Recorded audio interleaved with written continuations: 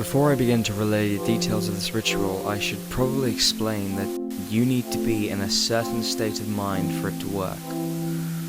I'm sure a lot of you out there will know what I mean, even though I am not the best person to be explaining human emotions. It's a kind of churning, constant emptiness. A feeling that, although you have no desire to die, life simply takes too long, and you would rather another option. It is very important that you feel this way when undertaking the ritual, because another option is exactly what we'll give you. The details are as follows, so listen carefully. I have tried to make it as simple as possible and to cut down on the cryptic rubbish that my contemporaries often include in these things, but you need to appreciate how hard that actually is. We don't live by constants as you do. We live by symbolism and meaning. Bread does not sustain us, but the idea of bread makes a very good meal indeed. Still, enough talk. Even if you did want to hear about me, I wouldn't be able to explain it. Apologies for this also for any of you listening, but if you're not a resident of the United Kingdom, or Great Britain as it's otherwise known, you will have a little travelling to do. The new world does not interest us as much as the old ones, and this isn't going to be as convenient as finding any old hospital or halfway house.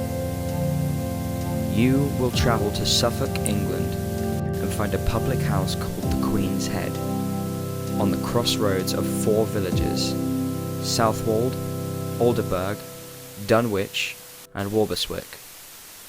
They have all been well noted by history, though not necessarily in the history books. Anyhow, once there, visit the place during the hours of 11 p.m. to 1 a.m. and take a good look around the pub itself without going inside. The crossroads is a simple 1-4 towns line in 4 directions, though new roads may not reflect that accurately. Take a compass with you. Take 10 steps toward each town, then 10 steps back to your original location. Once you have done this for all 4, proclaim, "I have seen this crossroads too many times."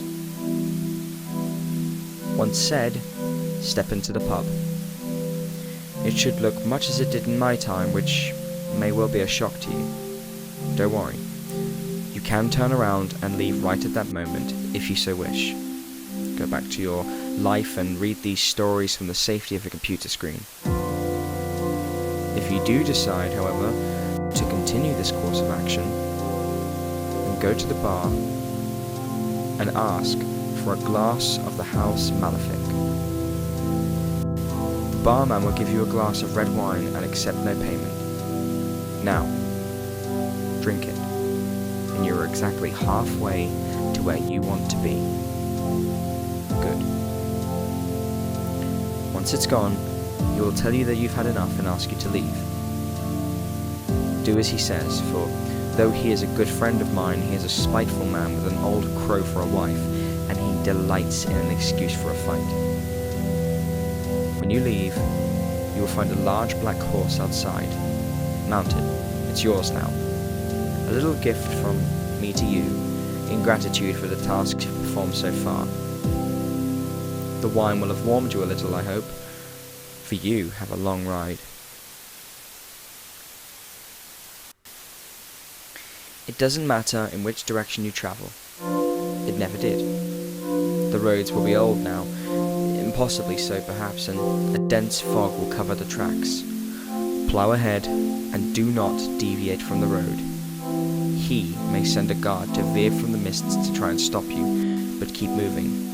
He may even send a loved one to plead that you slow down. This is a trick. It is me that he wants to stop.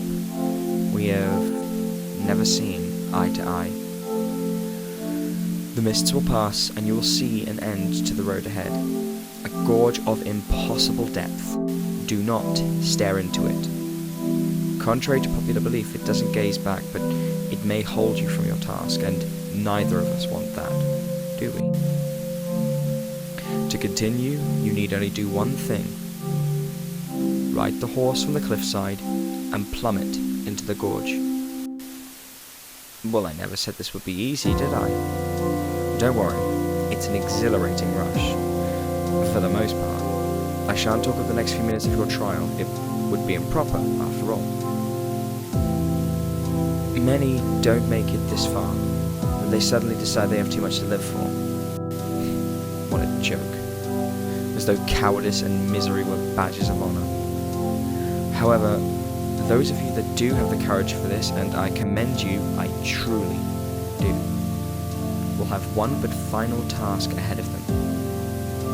The hardest of all. He will appear to you. I've seen him before, more times than I would care to mention, and I know that this next part will be no easy task. You must deny him. He will show you your loved ones, those that have passed from life, and he will promise you a life with them. You must deny him. He will offer you bliss and release you from pain. You must deny him. Finally, he will offer his friendship and his regard. Deny him. His words are false and you will find no succour with them. Finally, he will leave. Good. And we will be alone. Now for your gift. The reward for your efforts? No problem to a being like me. I will touch you upon the forehead once, and you will reawaken in the bed you found most comfortable. From this point on, you will be possessed of an irresistible charisma, and disease will never trouble you, no wound will harm you, and no argument will sway you. You will be one of my children, and you will recognize others I have dealt with by the black fingerprint on their forehead. The only catch? There isn't one. I'm not like him. I don't deal in punishments. I reward my children.